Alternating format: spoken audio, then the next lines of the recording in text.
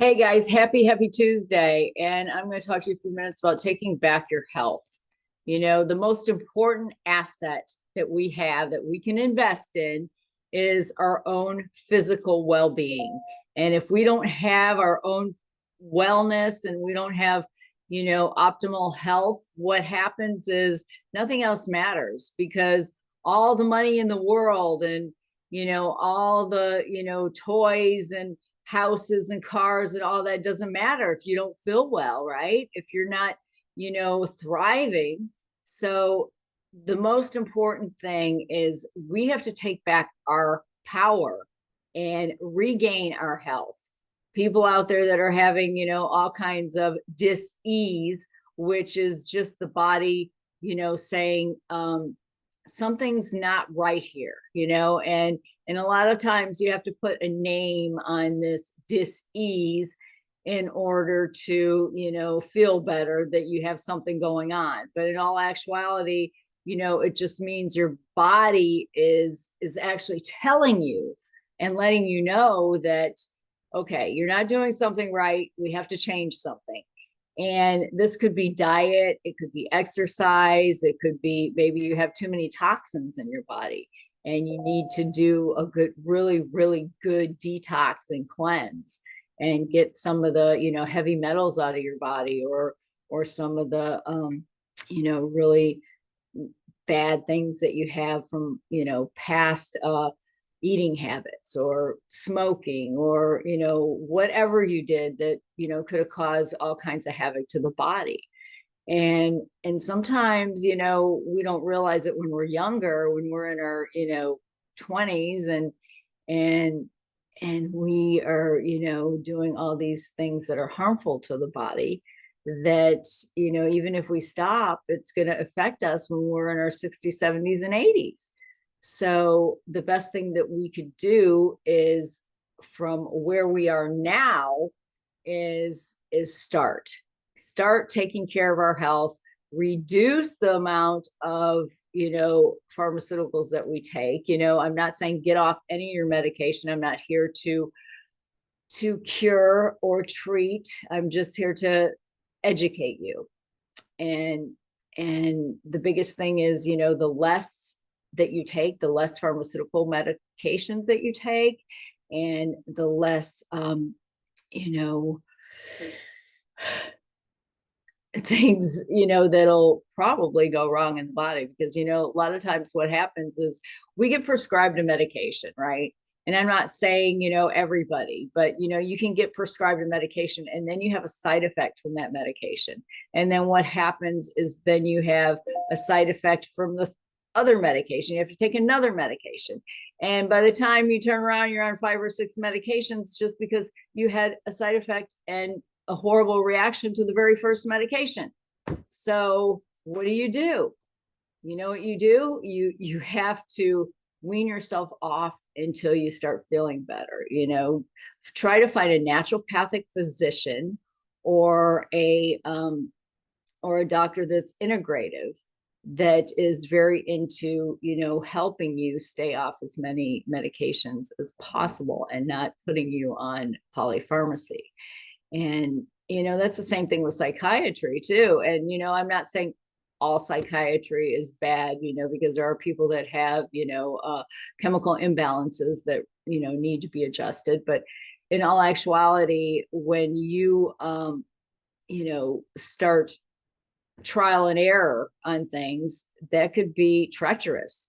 That could cause more havoc than anything. It could even get you into type 2 diabetes and obesity, and then you have more depression or whatever it is. So just be very cautious on what you are consuming. But I'm not telling you to get off any of your medications whatsoever. Please talk to your practitioner and see what they are prescribing and what they suggest. But my suggestion is, I think most people should get a full blood panel that tests for heavy metals. It tests your methylation.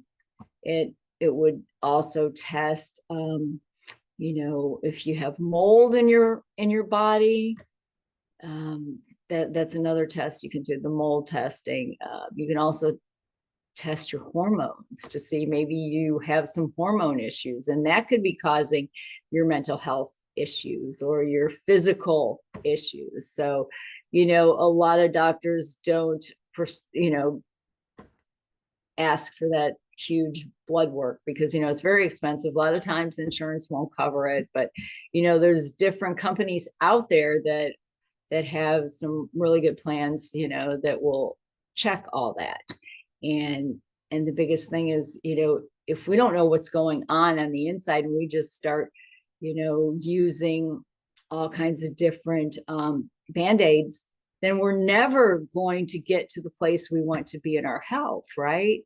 And then we're going to end up having more disease. A lot of it is lifestyle.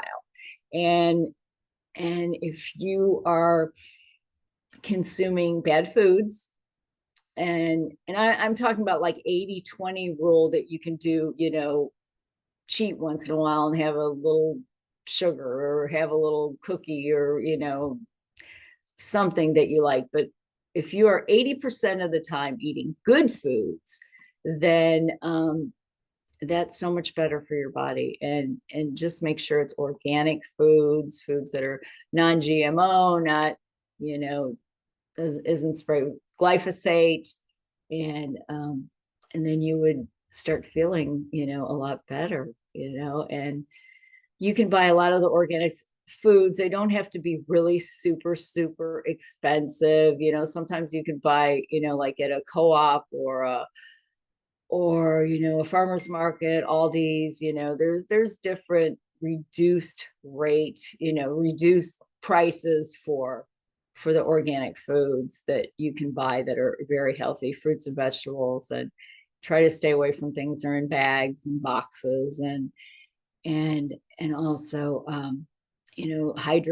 hydration is the key to get the body moving and exercise.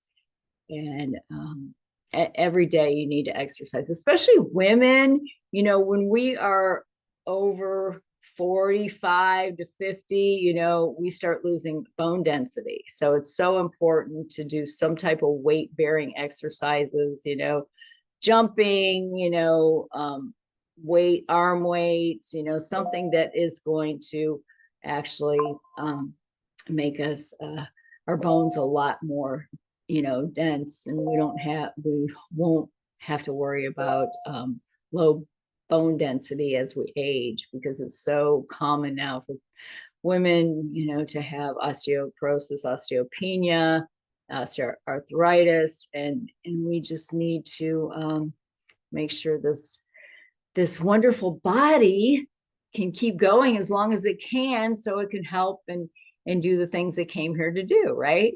So another thing is, sleep. Sleep is so important. We need to, especially, women, as we age, we need to get at least 6 to 8 hours of sleep at night. Some women even want to do 9, but it's preference. But I would say no less than 6. I mean, studies have been, shown that it's so important for sleep, because what happens when you sleep is your brain gets a detox. It gets washed. It's like a shower for your brain. So as you're sleeping, you're just having like this washover of your brain. And another thing is communication with people. Don't isolate, be around people, spend time with people, talk to people, get out in your community and do volunteer if you can, and just spend, good quality time with people that are happy, joyful people, not, negative Nellies, because, the energy that someone else has is going to project onto you. And if somebody is like really in a funky mood, and we all get in that, stinking thinking sometimes, but we can't stay there. We have to know to, okay, pull yourself out of it. This is just something I'm going through right now, no crabbiness, no crankiness, so that's what we have to do, is just like take it back, know and realize what we're doing, right? And just take it back and say, no, this isn't me. I'm not doing this.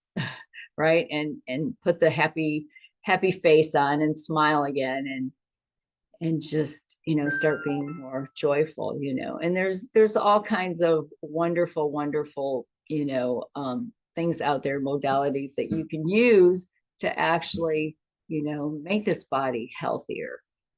And especially as we age, because, nobody wants to be frail and sitting there and on a rocking chair and just watching TV, or, sitting there for no, that's not me anyways.